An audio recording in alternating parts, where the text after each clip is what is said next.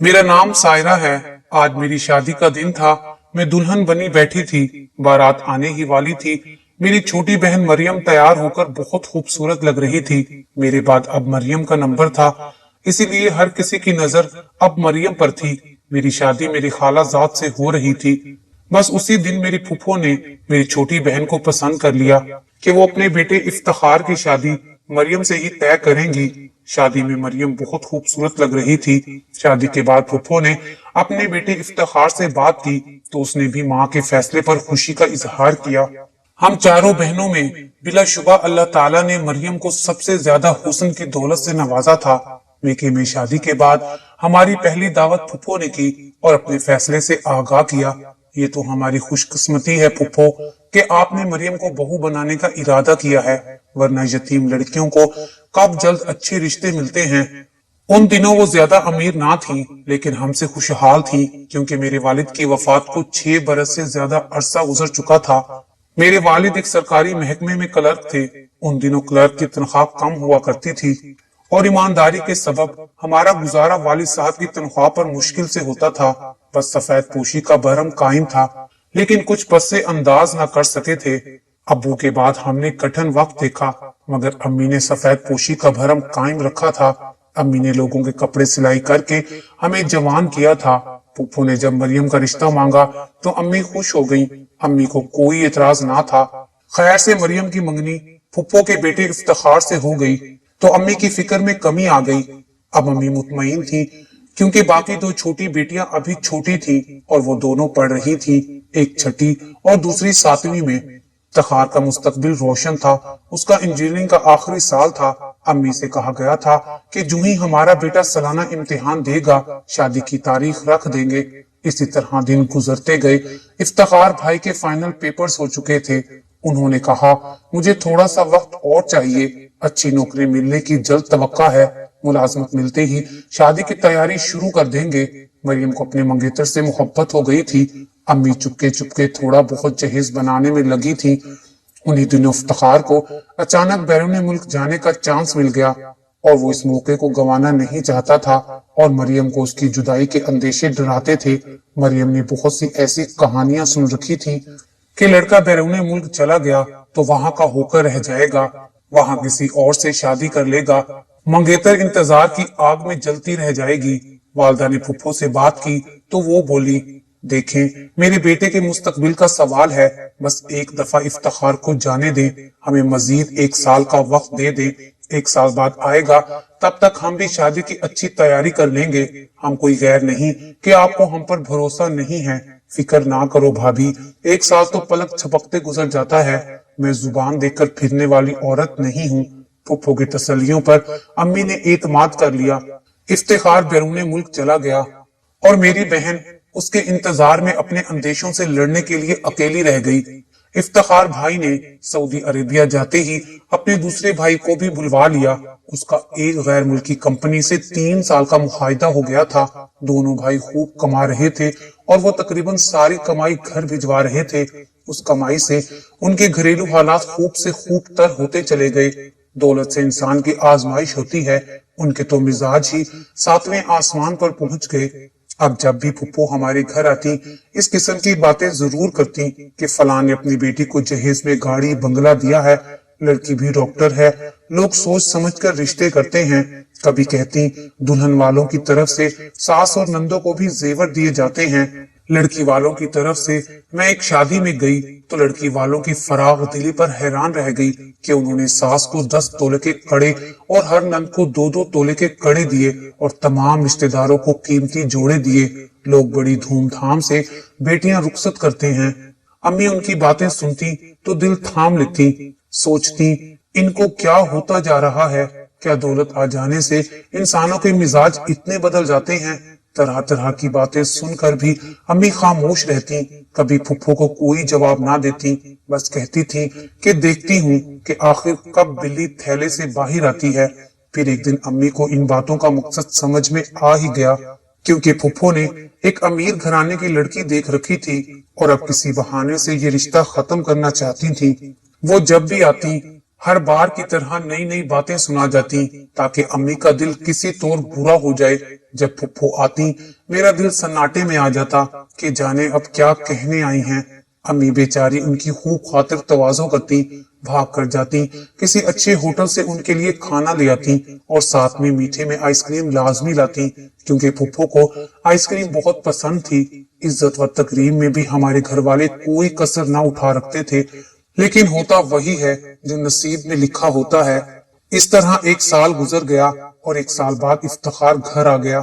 फुफ्फो ने उसका दिल हम लोगों से फेरने के लिए अपनी तरफ से झूठी बातें सुना दी और कहा कि जब से तुम बाहर गए हो वो लोग अजीब अजीब शर्तें कह रहे हैं।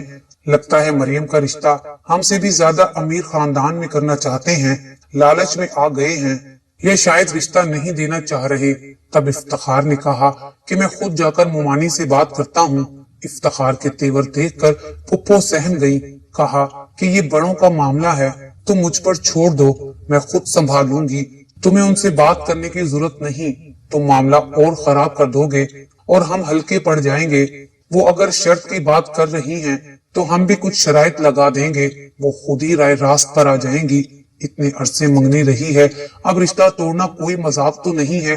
अगर बेटी का रिश्ता किसी और जगह करना था तो पहले दिन ही इनकार कर देते। इफ्तिखार को ये सुनकर बुरा लगा। उसने माँ से ज्यादा बात करने की जरूरत महसूस ना की। वो तो आया ही इसी वास्ते था कि अपने वादे का पालन कर सके। वो अपनी मंगेतर को नहीं भूला था। उन्हीं दिनों माली के मकान ने अम्मी को मकान खाली करने का कह दिया, क्योंकि हमारा मकान किराए का था। अम्मी जान ने वो मकान खाली किया और वो एक दूसरे मोहल्ले में किराए के मकान में शिफ्ट हो गई।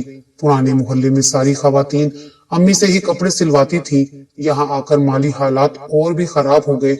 यहाँ किसी से भी वाकफियत ना थी। वालिद साहब ने अपनी जिंदगी में 2 प्लाट किस्तों पर खरीद रखे थे, जिनकी किस्तें उन्होंने अपनी जिंदगी में ही अदा कर दी थी। अम्मी का ख्याल था कि एक प्लाट को फरोख्त करके दूसरे पर मकान तामीर करवा लेंगी। छोटे भाई का आखिरी तालीमी साल था। अम्मी को इंतजार था कि वो मुलाजमत पर लगे तो फिर एक प्लाट बेचकर उस रकम से दूसरे पर घर तामीर करवा लेंगे। फुफ्फो ने पक्का इरादा कर लिया था कि अपने बेटे की शादी किसी और जगह करेंगी, मगर बेटा रिश्ता तोड़ने के लिए राजी ना था। फुफ्फो दिल में इरादा कर चुकी थी कि जो भी हो मैं ये रिश्ता तोड़कर ही रहूंगी, देखती हूँ कैसे होती है ये शादी। फुफ्फो ने दिल ही दिल में नए मंसूबे बनाना शुरू कर दिए थे। बेटे के कहने पर फुफ्फो शादी की तारीख लेने आ गई। साथ ये भी सुना गई कि अब हमारा सोसाइटी में खास मकाम है, देखो लड़की को खाली हाथ ना भेज देना, वरना लोग बातें बनाएंगे और सास नंदों को भी कुछ जेवर देना होगा, वरना हमारे मेहमान हंसेंगे कि किन लोगों में रिश्ता कर दिया है। अम्मी ने उनकी बातों को तहम्मुल से सुना। उन्होंने पाई पाई जोड़कर मेहमानों के लिए खाने का इंतजाम और शादी का खर्चा इकट्ठा किया था। अम्मी ने हमसे मशवरा किया सिवाय मरियम के। भाई ने कहा, माँ आप फिक्र ना करें, एक प्लाट बेच दें और फुफ्फो की हैसियत के मुताबिक मरियम की शादी करें, ताकि उनकी जग हसाई ना हो। जब मैं कमाने लगूंगा तो मकान की तामीर के लिए पैसे इकट्ठे कर लूंगा। इस वक्त बेटी की जिंदगी और खुशी का मामला था। इफ्तिखार बहुत अच्छा लड़का था, उसका मुस्तकबिल ताबनाक था।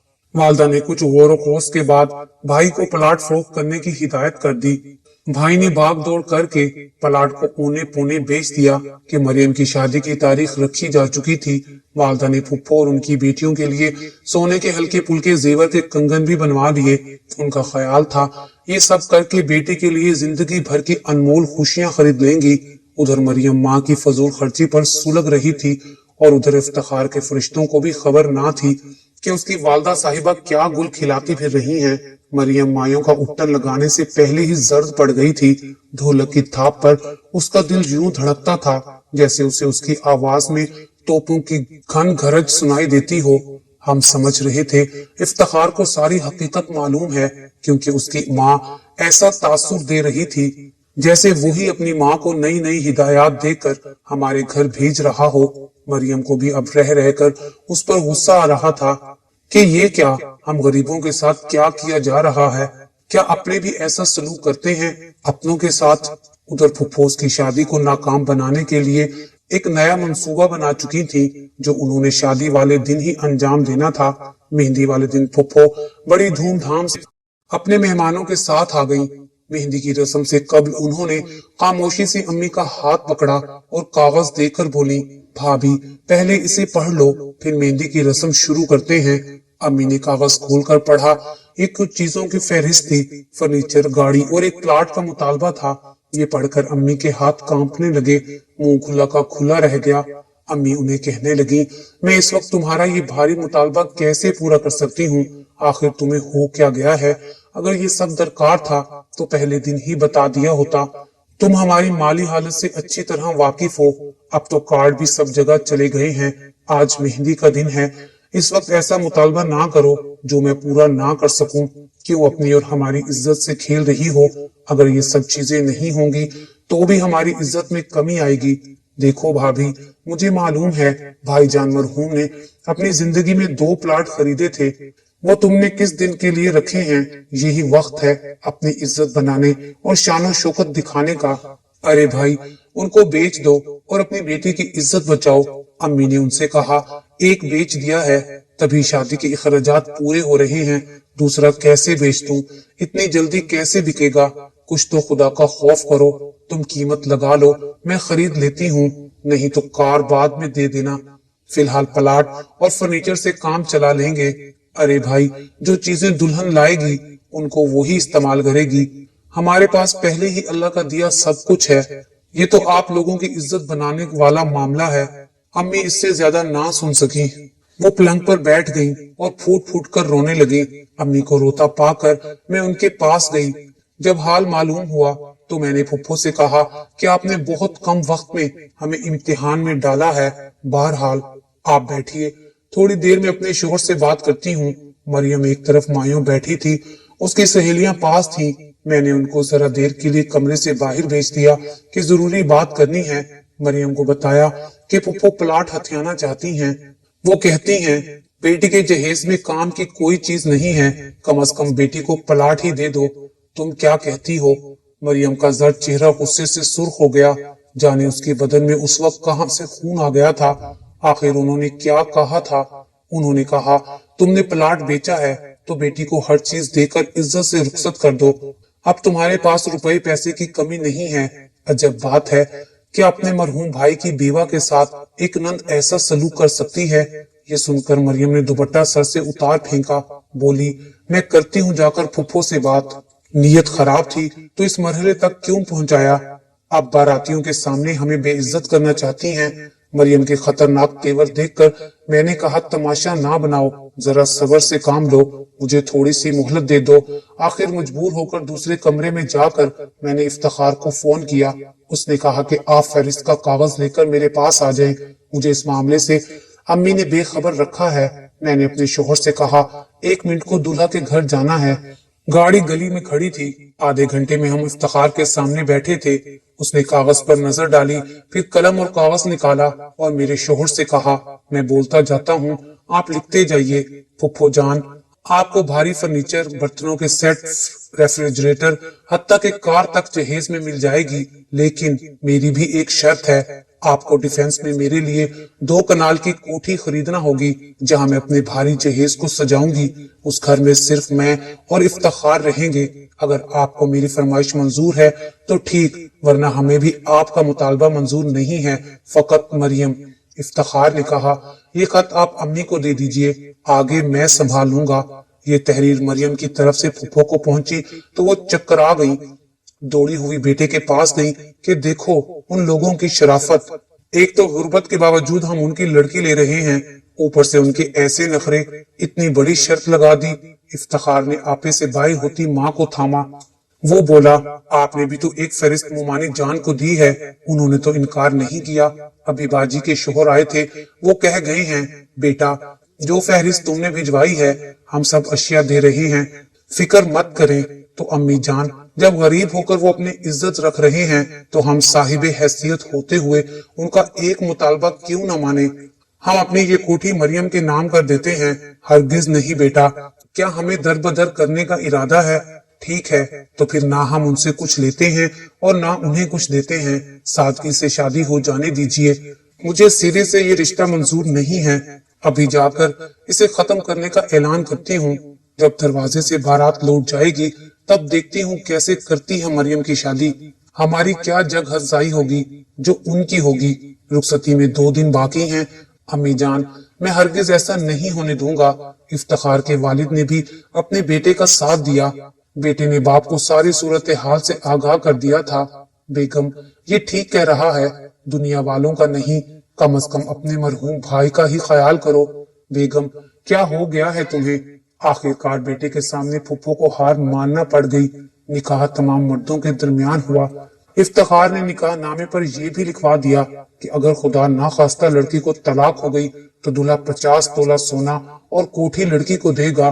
अगर उस घर में लड़की को कोई जिस्मानी नुकसान पहुंचा तो दुल्हन के विरसा कानूनी चाराजोई के मजाज होंगे।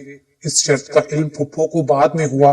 वो खूब चिल्लाई तो बेटे ने कहा, अक्सर जहेज न लाने पर ससुराल में बहू के साथ इंतकामी कार्रवाई के वाकयात सुनने को मिलते हैं। लिहाजा मैंने इस रुझान की हौसला शिकने की खातिर ये लिखवा दिया है।